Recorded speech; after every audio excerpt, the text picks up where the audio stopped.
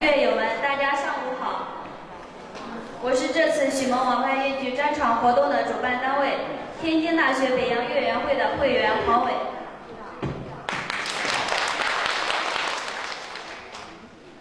明天下午2点，温婉如许，乐音萌动，许蒙王牌越剧专场将在天津市滨湖剧院举行。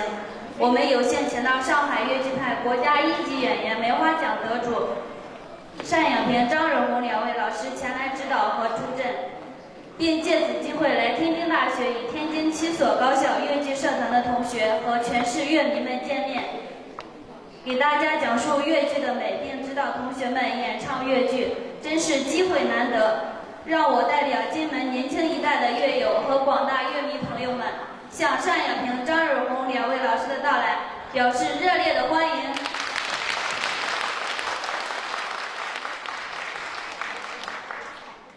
下面，我们首先请蔡教授代替共青团天津大学委员会书记吕静老师致欢迎词，并颁发聘书。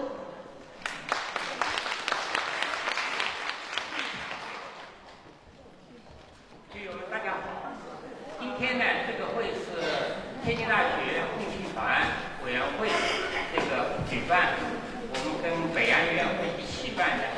今天书记呢到北京办会，所以他昨天晚上给我打电话的，让我代替他来主持这个会，欢迎2位贵宾。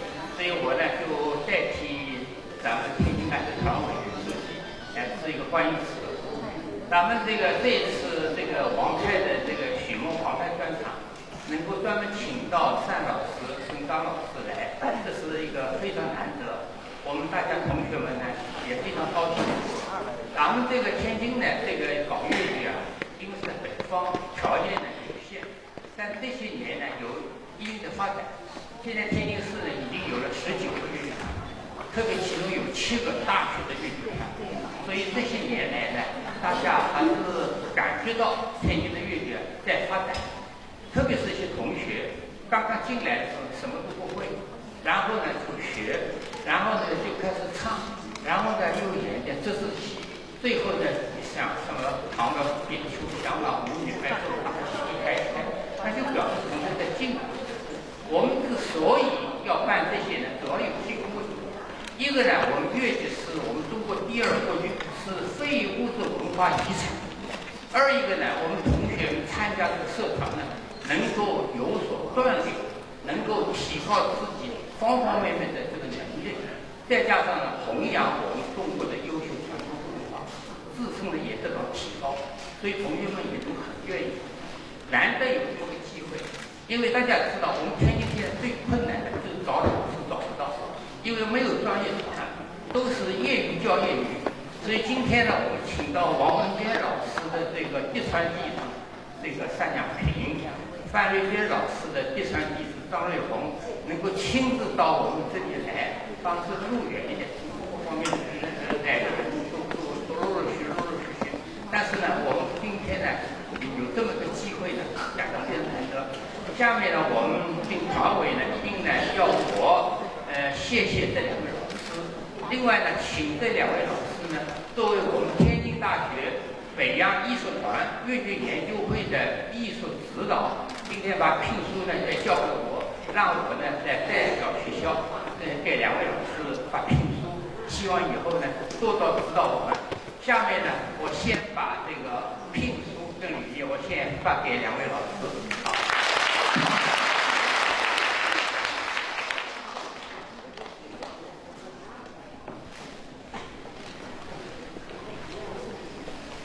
尊敬的单养平老师，为使年轻一代更好地了解越剧，普及与发展越剧，特聘为您为天津大学北洋艺术团越剧研究会艺术指导，共青团天津大学委员会。这是单老师。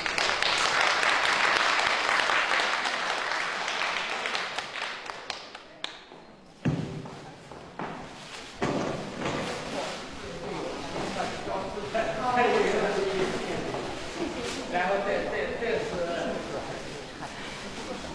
这个是内容一样的，这是北京的张瑞红老师一样的聘书啊，这个。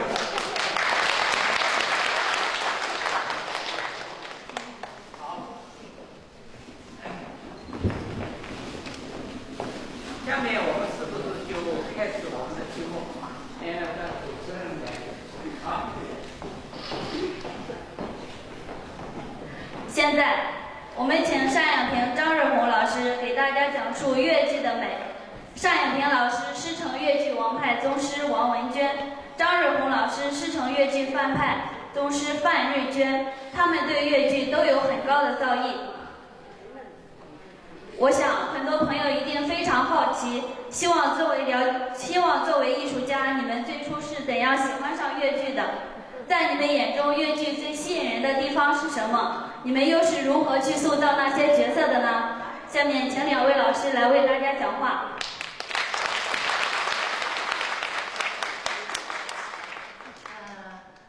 各位老师、各位同学、各位在座的新年朋友们，大家好。今天非常高兴来到天津大学和大家见面。在我的印象中，天津是一个很典型的北方城市，也是北方戏曲，包括京剧、评剧，特别是曲艺相声的老戏码头。与我们越剧，不管语言还是欣赏，大不一样。在没有来天津之前呢，我从来没想到天津有这么多喜爱越剧的朋友们。特别是昨天我和瑞红听了蔡教授的一些故事，特别的感动。那么作为我们专业的越剧工作者来说，就更有义务和责任来推广、传播、发扬我们的越剧。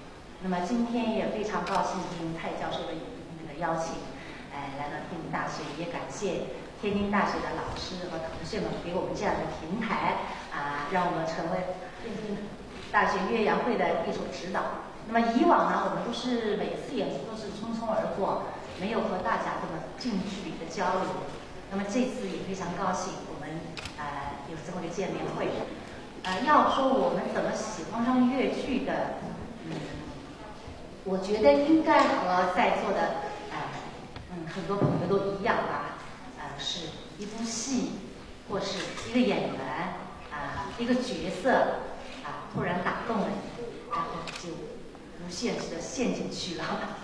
我不知道大家是怎么喜欢上越剧的应该大家都知道我，很多人都知道我的这部戏就是《红楼梦》，然后我的这位演员也就是我的恩师王文娟。我喜欢的角色也就是林黛玉。在我们那个年代，学戏的流向性的本来很多。我也就是偶尔看了场《红楼梦》，老师的演唱表演一下打动我。其实，在那段时间我是很彷徨的，因为各种原因，一度在考虑是不是还要唱戏，是不是还要在越剧舞台上继续下去。但是就是《红楼梦》让我坚定了信心，要把我的事业付给越剧。所以我觉得我自己还是非常幸福的，踏上越剧舞台以后，遇到了我自己心爱的老师和那个角色。林黛玉应该是我舞台上演出最多的一个角色，因为喜欢嘛，每次在演的时候，也就不断会感受、体验这个角色的意思。你是怎么喜欢这个？亚萍刚才讲了他自己喜爱越剧的一个由头那么我呢有相同也不同。其实我学越剧、唱越剧，纯属是偶然。可能在座的有朋友知道，我一开始学的是花旦，也将近学了2年吧。但是现在回想起来，那个时候呢，并没有真正的开窍。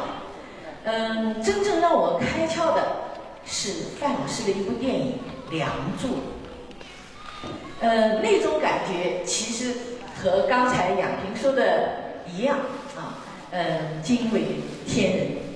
那个时候我就在想，一位女性去演一个男人，演的这样的逼真，而且没有半点的脂粉气，就让我觉得很神奇啊！所以我看完电影回来以后，我就决定我要改唱小生。所以这个改变呢，也奠定了我后面的艺术发展。所以说，有时候啊，还真的是一件很神奇的事情，往往一见钟情，就在那一瞬间，就像谈朋友一样，爱上了。其实也让我现在后来让我成熟理解了粤剧的美，其实就是粤剧女小生的美。所以呢，说到这里了啊，刚才杨幂也说了，她喜欢粤剧，从《红楼梦》开始。那我是《梁祝》啊，电影。所以一个戏的一个电影，一个戏一个人物，会影响几代人。那么我想说到这里呢，倒也不妨问问大家啊，我们今天是个交流嘛，对吧？你是怎么喜欢？我们也想听听你们在座的哈，最初感动你们的，让你们爱上粤剧的是哪一部电影，或者是哪个角色，或是哪个演员？啊，有没有？哦，他说他喜欢单老师。梅龙正。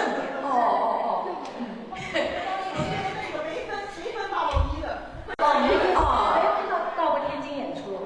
我没看着。这样。没看着，太喜欢你了。是吧？1个月以前就知道这信儿就天天激动，昨天是我要上去。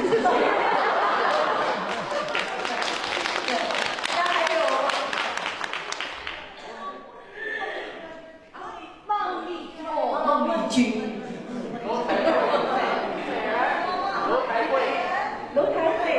会，女美人啊！二爷，你知道你从上次来天津到现在多长时间了吗？二爷，我们对我们的外称二爷。哎呀，这个1年零20天。啊，20年零20天，他认识你1年零20天。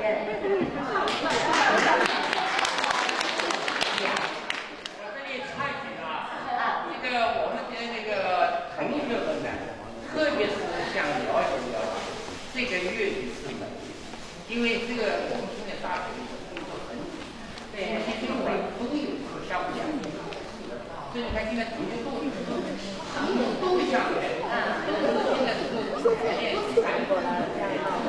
所以呢，我把这个信息传达给我们同学，特别希望了解一下这个粤剧作品，他们喜欢粤剧，喜欢对了，才有找到。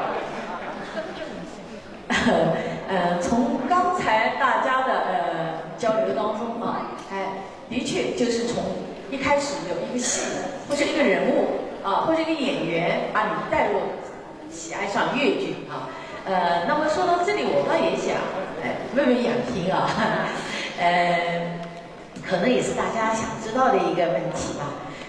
你刚才讲了说，最初让你喜欢粤剧的一个人物啊，打动你的是林黛玉啊。那么她打动你的地方在什么地方呢？哎呀，在哪里？说起来是，把我整个一生的那个粤剧的爱勾出来了。那我跟大家分享哈。我演了30年的《红楼梦》，我爱了30年的林黛玉。我觉得林黛玉是我们粤剧女性美和柔情美的一个代表。你看曹雪芹笔下把她描绘的是超凡脱俗，然后我们粤剧贾宝玉的眼光中，她是个天上掉下来的林妹妹，是个林仙子。然后我们粤剧服装化妆也都展现了她的美。然后我老师的林黛玉就更美，不是很多人的梦中情人，是吧？然后我其实自己每次在演出的时候，也一直在提醒自己：哎呀，单眼皮，你的林黛玉美不美？其实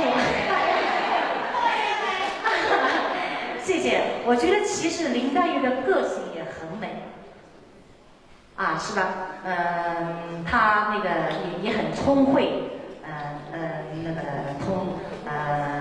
精通诗书，然后也不染俗尘。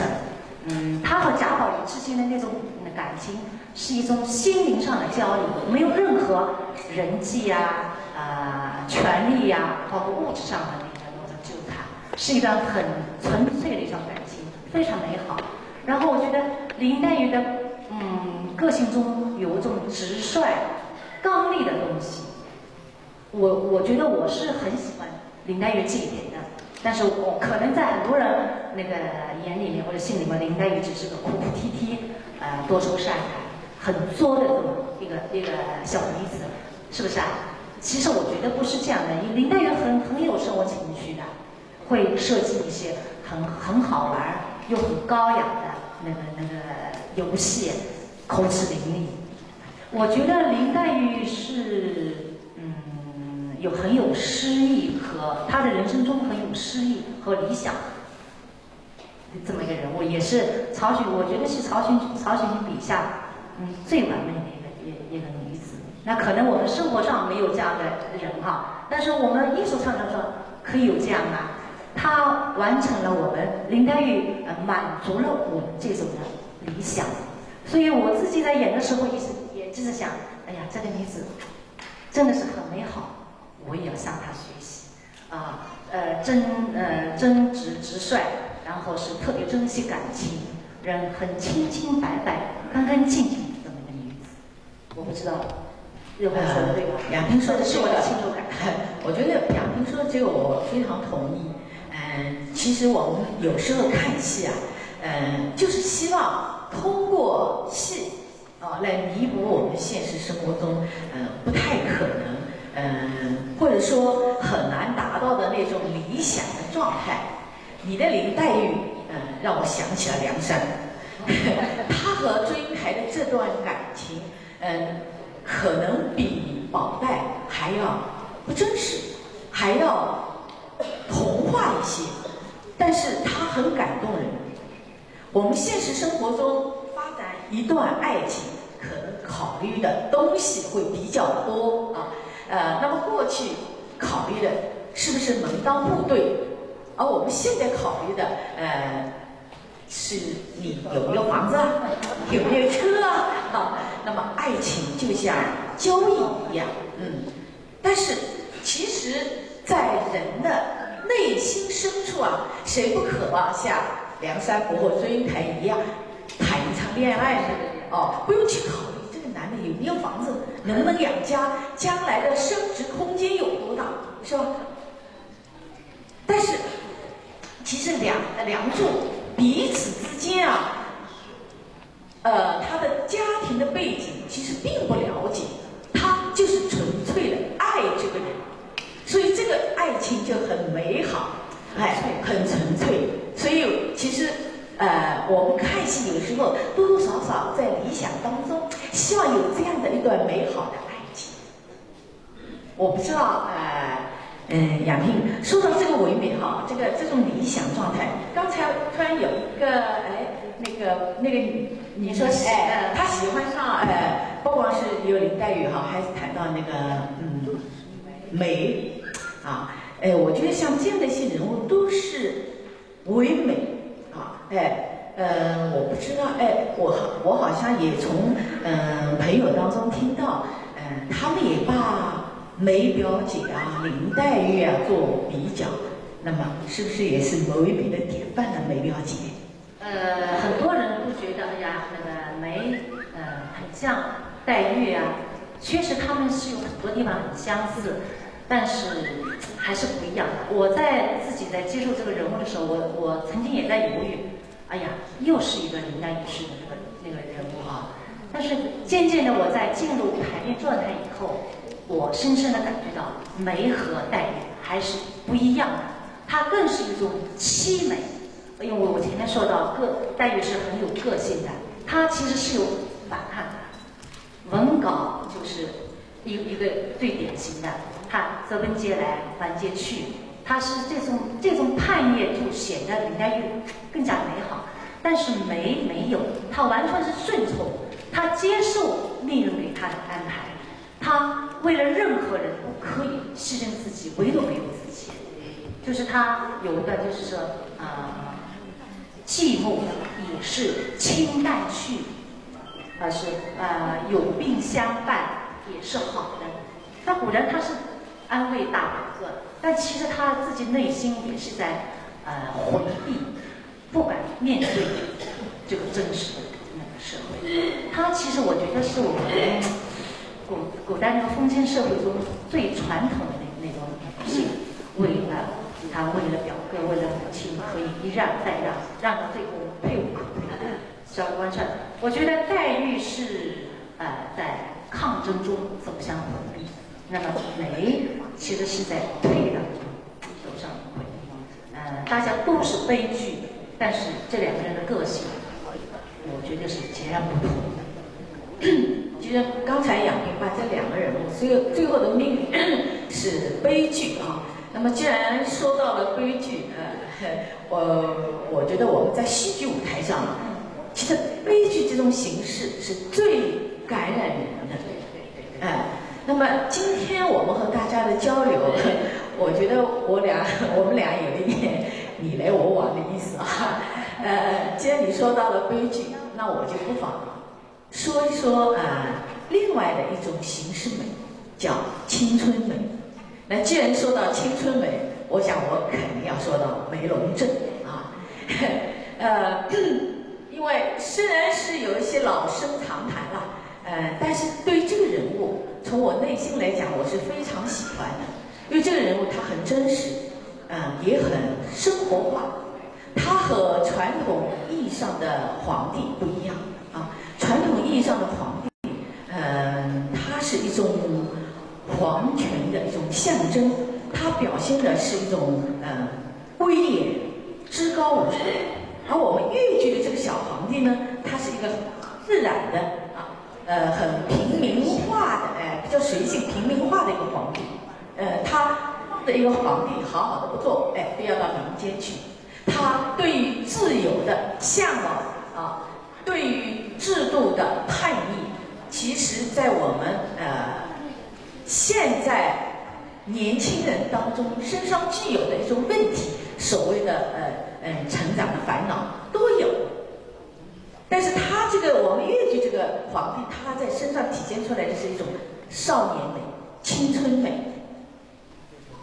所以只不过这个梅龙镇它的一个表现形式对象不同吧。杨平，你说是不是？是。如果你说到青年人的烦恼，我又想到另外一个问题了。这个问题可能有点大，但我不知道该怎么具体去定论它。我们暂且就叫它人性美。其实你看我们戏曲舞台上演的都是一些传统戏，历史故事，人物是老的，故事也是老的。但是我在想，是不是有一种古今共通的东西呢？我觉得是有的。你就要刚刚那位女孩子说的是虞美人是吧？其实我就觉得《霸王别姬》中的虞姬，我是非常喜欢的这么一个人物，因为可能在很多传统的演绎中，她只是项羽身边的一个那个陪衬，一个附庸，一个等于说是除了美丽没有其他故事，就花瓶式的人物。但是我理解的虞姬不仅仅是这样，她应该是就是我们所说的古今相通的一种人性美的一个代表。所以就是越剧虞美人，我就试图以自己的理解去演绎这个人物。那么这个人物必须是有喜有肉有个性，也有善的判断。他有柔情似水的一面，比如说他会项羽愿意牺牲自己的性命，但是他也有决绝的一面。为了因为价值观的不同，他可以和自己的义兄各跑断翼。我觉得他和项羽，他为项羽牺牲不仅仅是维护那个项羽的霸业，更是为体现维护自己对爱情的一个价值观。就是有唱那个最后有唱当中就是大王如山，鱼如水。我觉得就是一种高山遇知音的一种情怀，也是息息相惜的一种英雄情节节吧。就是我觉得虞美人生的最美、最感动人的这一点，也是我们所说的古今共通的一种人性美，是吧？都是美。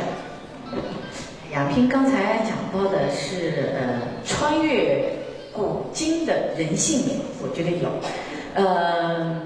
无论什么年代啊、时代啊，向往美好总是人类的天性啊，不然莎士比亚唐贤祖的戏，直到今天还有那么多人喜欢。而且人活在这个世界上，很多困扰其实都是相似的。你说到的虞美人，倒让我想起了我在青山红袍里面演的4个人物，郑元和、朱买臣、司马相如、李白啊，他们的生活年代跨度很大，但是有的基本是还原于这个历史的真实性，当然也有像郑元和完全是虚构的啊，但是他们看完戏了以后就跟我说，如果把他们的经历串起来，就是一个人生的4季。看着一个人一步步的成长起来，怎么在得失当中挣扎选择，这和我们今天的职场差不多的。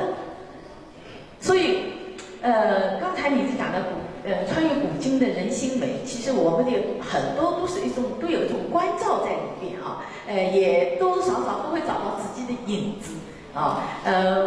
我想不管是观众看戏，我们演员在舞台上塑造的角色啊，我想观众在不同的年龄段看戏都有不同的感受，他的感悟也是不同的。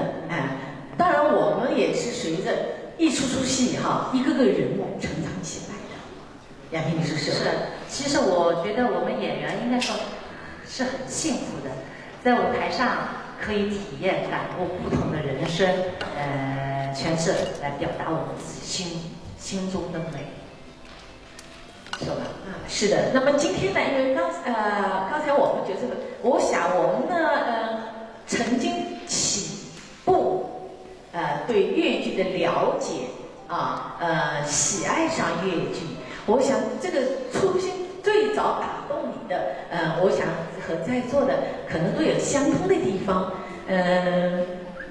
今天呢，我们这个话题呢，就是反正很轻松，我们也没有一个可以大家跟我们一起交流啊。我们谈了我们一些从喜欢上粤剧，然后在粤剧的道路上，把自己的一个个理解塑造的人物呈现给大家，然后大家也是在共同跟我们在舞台上一起在创作。其实我们创作不是在舞台上演员是创作，其实和观众的交流也是同步，也是一种创作。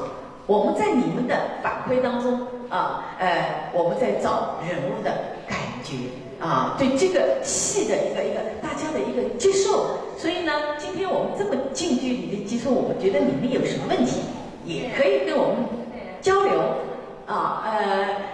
我们两个呢，只不过其实粤剧的美有很多，一个戏里边它是综合艺术嘛，对吧？有音乐，有服装，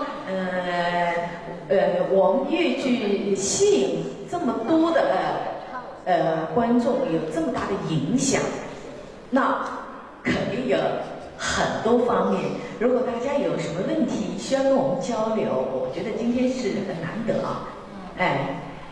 我很感动，就是北方的那个戏迷朋友们唱粤剧，现在唱的几乎听不出咬字啊什么的，这个很难的啊。北方话跟我们南方话语言上、语气上很不一样的，怎么学？你怎么去学那个南方语言？真的，除了微微的有些字眼上听得出啊，但是几乎听不出。那你们这个努力程度真的是，教拼音教拼音，拼音拼音，不同的拼音要拼我们那个人我们会标成神，但是不是神。神啊，人的人嘛，我们粤剧是神。哎呦，这一点一点就像我们学英语一样的，是吗？这太厉害了！这下人不能改，真是哎。昨天蔡教授还介绍了2位那个小同学，就是20出头的那个。哎呀，他们都是北方人，从大2、大3才开始深爱粤剧。那这种程度真的是我昨天我们2人听了蔡教授真的很多故事，我们觉得真的是很感动，很感动啊，也非常敬佩蔡教授对粤剧的传播、支持和热爱。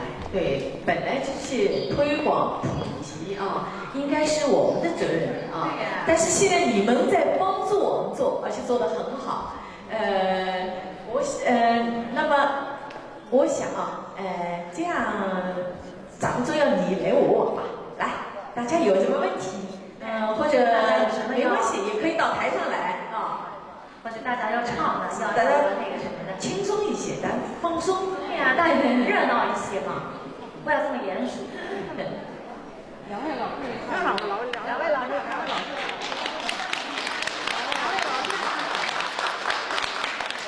老师先唱。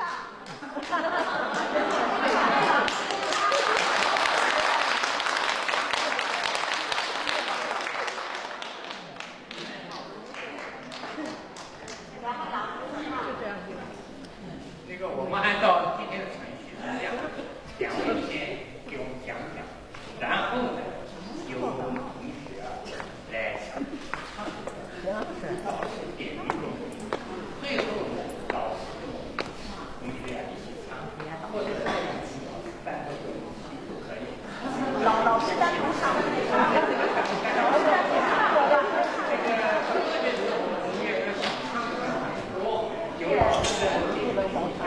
我想的这个家里这个不算开会，比较随便，3老师上也很随便，所以我们看大家发现今天这个有几个影响到他这个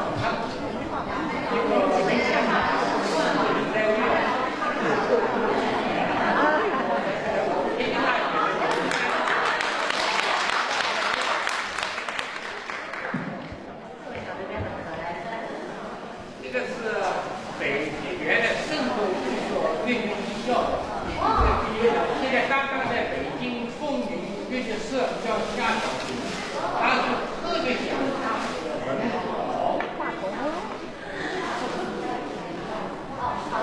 他是临时加进来的，今天我是先把你给北京。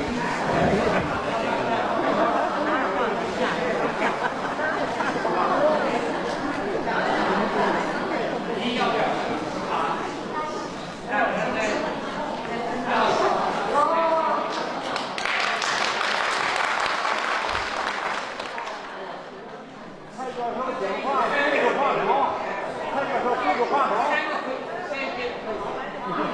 刚刚北京赶过来的，我们的已经刚刚毕业的蔡玉红，就是一个穿红衣服的，我们天津大学的粤剧比赛，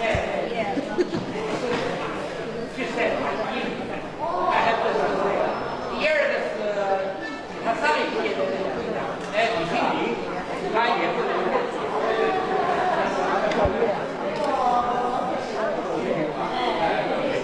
这是以前都在蔡老师的风骨期上啊，英俊小生，现在是吧？1个人的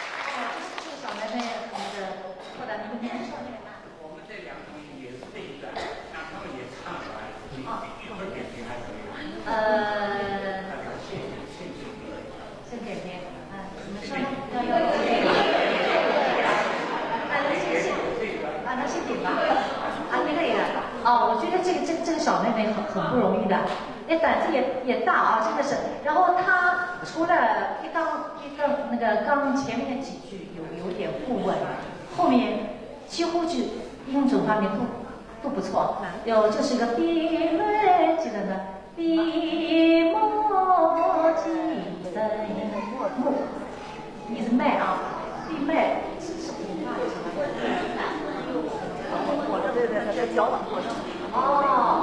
而且他也是小腔，也唱得很到位，嗓子很好啊。后面包括后面的有些情绪啊什么的，最后面一湾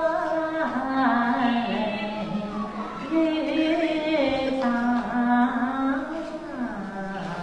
很多人这个年纪，就是我们像我们戏小语的同学，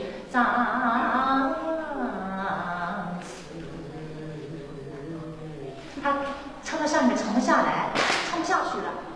你几岁？19。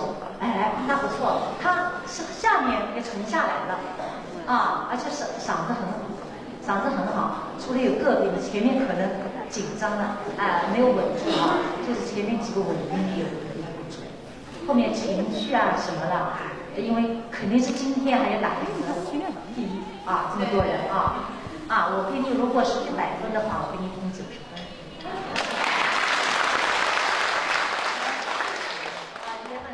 形象也不错，可以做林妹妹。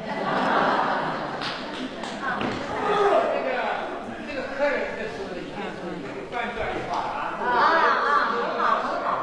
下面我们天津大学这家学校，12年级刚刚知道粤语的，也唱这个，两人一个唱前面，一个唱后面。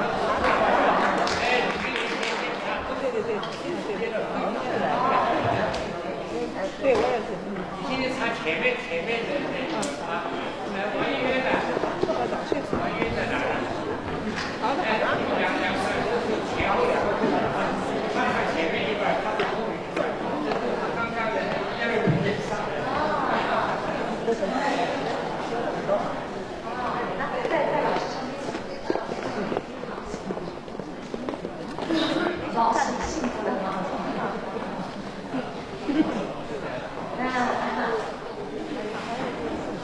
就有些小腔，王一岳原少，现在他有画画特别好，现在有建筑。建筑是天津大学的那个。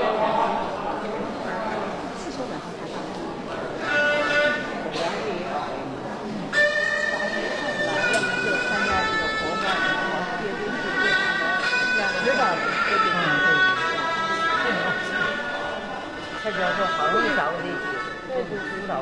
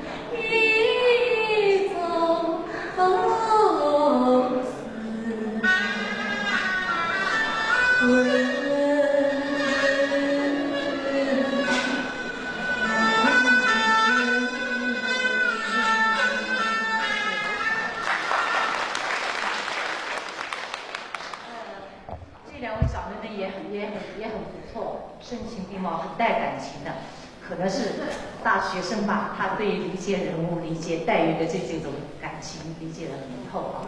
那么就是两位小妹妹可能是纯北方人是吧？啊，那可能就是湖南的哦，真的很不容易。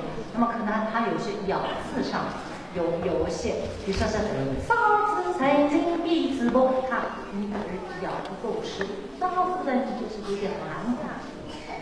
这个因为到后面，特别是很难唱的流水，流水这里就是我前面说的林黛玉带一种抗争的，就带一种愤怒的，所以他一字一句你必须要搞清楚。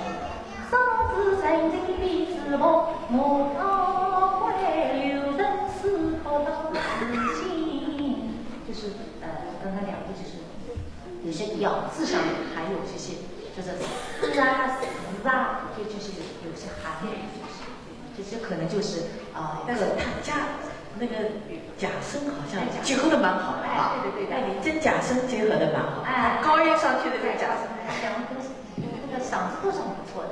高音上去，可能我们现在到了这个年纪了啊，我们有时候唱高音、中音的时候，我们自己在这个年纪过渡嘛，有时候以前没有这样的感觉，现在就是中音、高音结合的地方，有时候会自己有点会卡，但是一个是他们年轻，一个他们是可能经常在练的，就是真假音来结合的蛮好。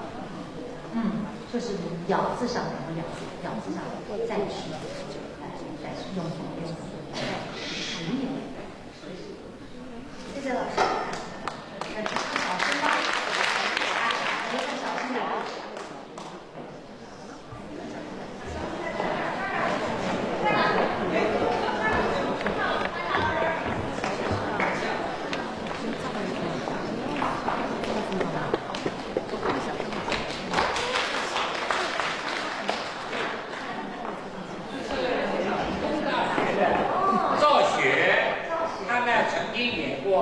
唐伯虎点秋香里面的唐伯虎，对吧？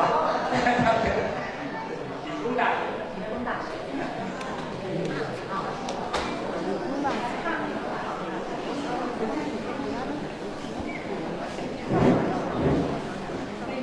今天唱那个英台说出心头话。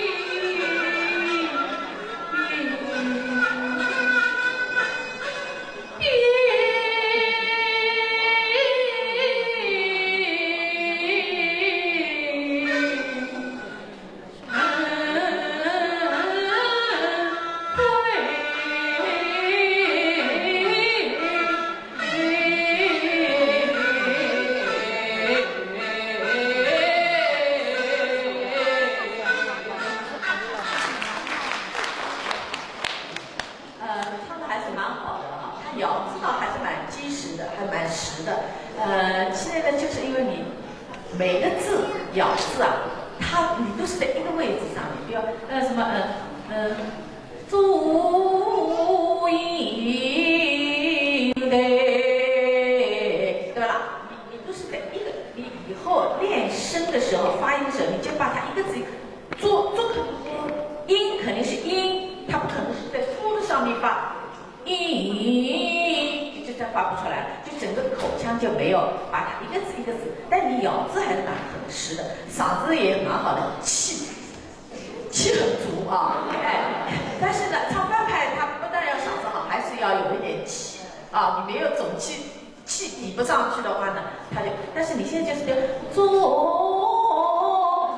音就变成音了，这种你都是在一个轨道上面，每个字都在一个轨道上面，那他就唱的是，对吧？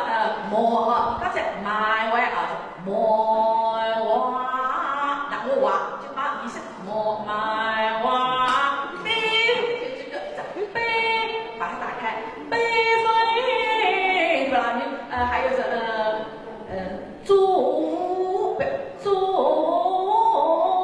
音的，那的，这个音的，那就在一个位置上面。以后你就练声的时候，就每天你就是把一个字一个字咬，对吧？注音的三个字就都不一样。你主要是一个问题，你主要是每一个字，你主要是注意这个问题，包括那个还有注意节奏的稳，唱的时候老师在拼命跟你就是会往上改，有时候这个办还要再办点关系啊，蛮好的，谢谢老师。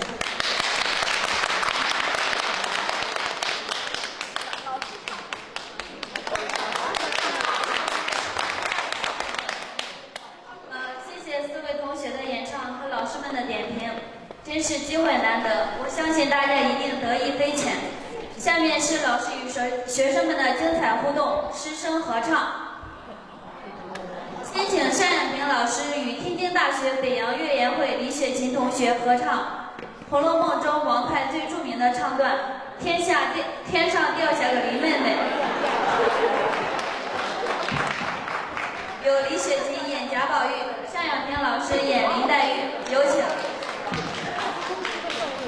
真的是你这个好哥哥的好弟弟。我多想请那个单老师和我一起唱《天上掉下个林妹妹》。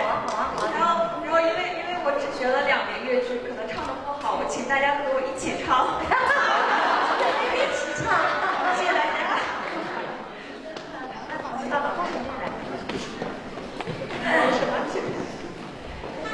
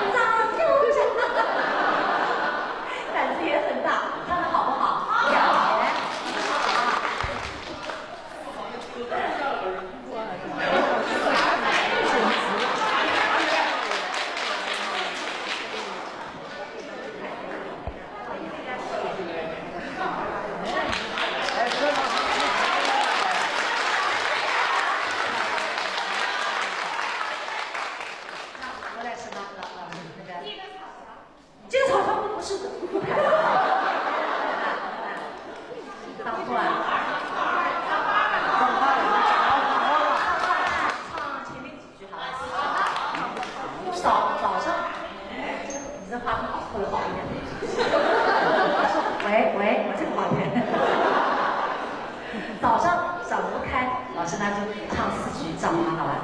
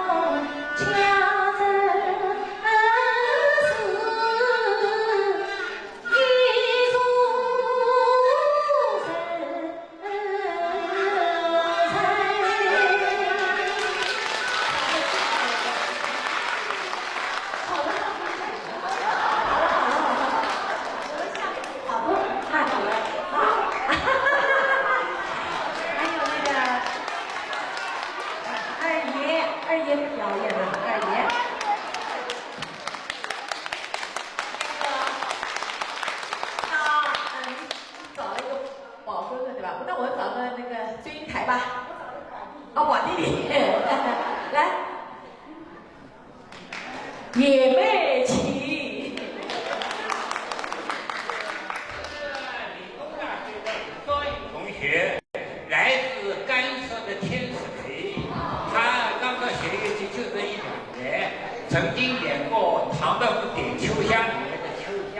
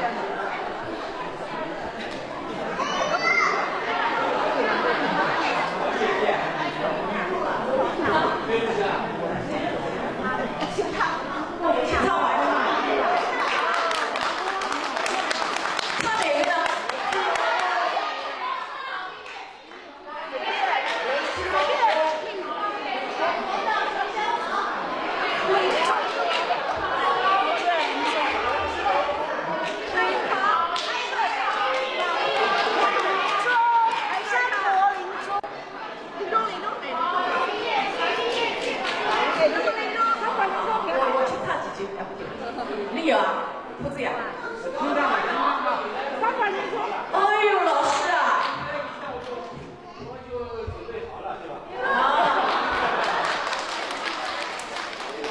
好的，陈医生是好的，最后一段。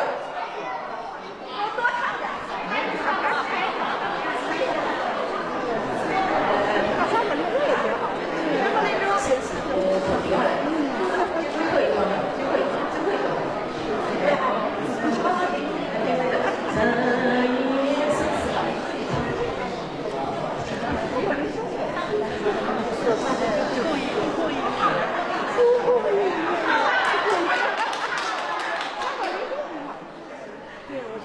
山柏林中。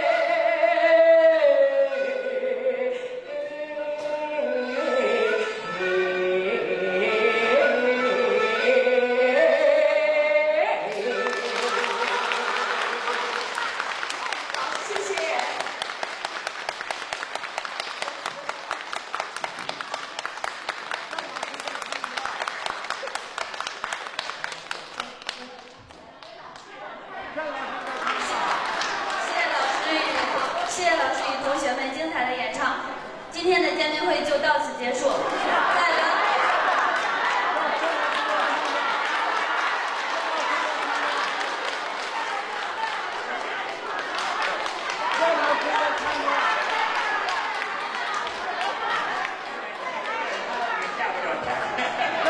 夏老师这个也来一段是吧？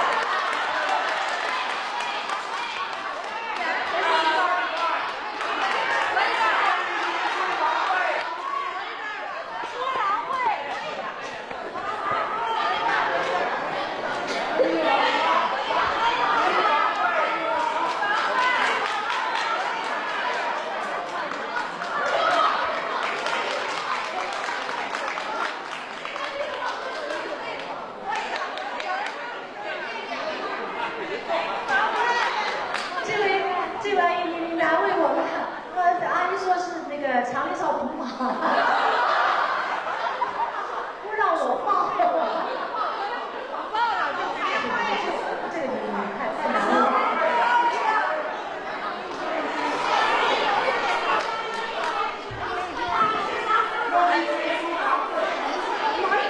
啊，那就是。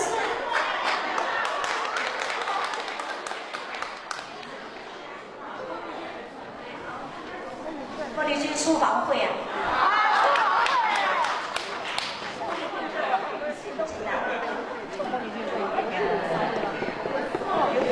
菜来一期呀！他是，他那里是时间太长了，他是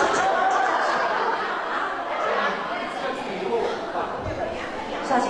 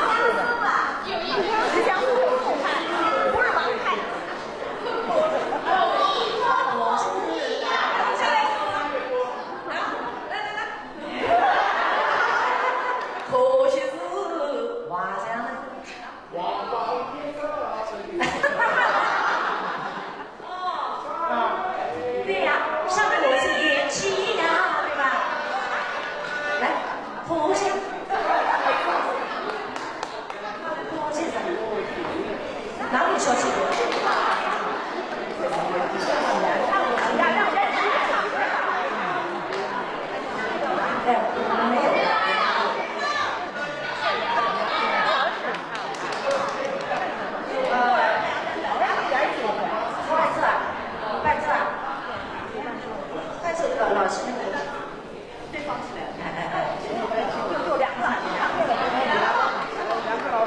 我想加大吧，啊，可惜是，哎，书房会不一样的话，你这个伴奏是哪里开始的？就清唱啊？他有一上是吧？这样。你放放看。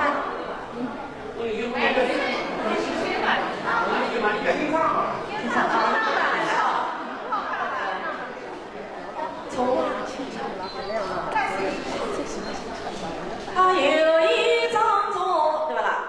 啊，可惜是王榜天策3月多。我们就清唱吧。可惜是王榜天策3月多，毕竟他头路真香，恩师啊你今中后家里真乃是王榜话并不能充其长，言起呀好风来是风财长，情有所本长，对他有情人所能成专手的，无需悄悄不用话。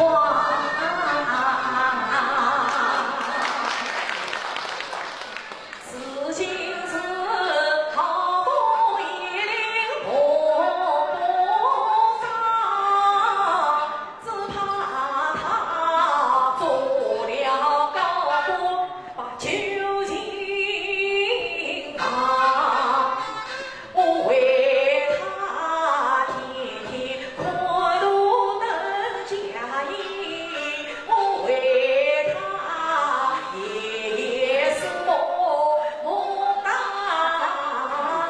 长，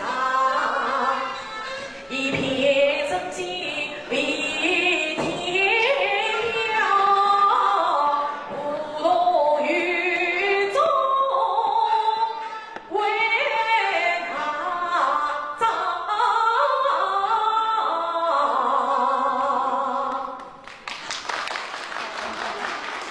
他那一丝丝句句诉衷情，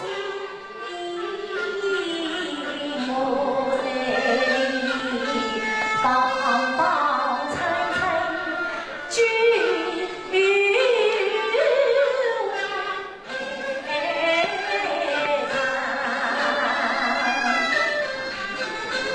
他人凄凄为我思念长，他恨深深愿我就心房，他双女女女中带是挖苦。此奶奶我万千苦楚，他前多想，常言道水里树真难成，我心中有话真讲，人生破军是黄土，一旦有要爱父老，今日我真想上花呀，真难。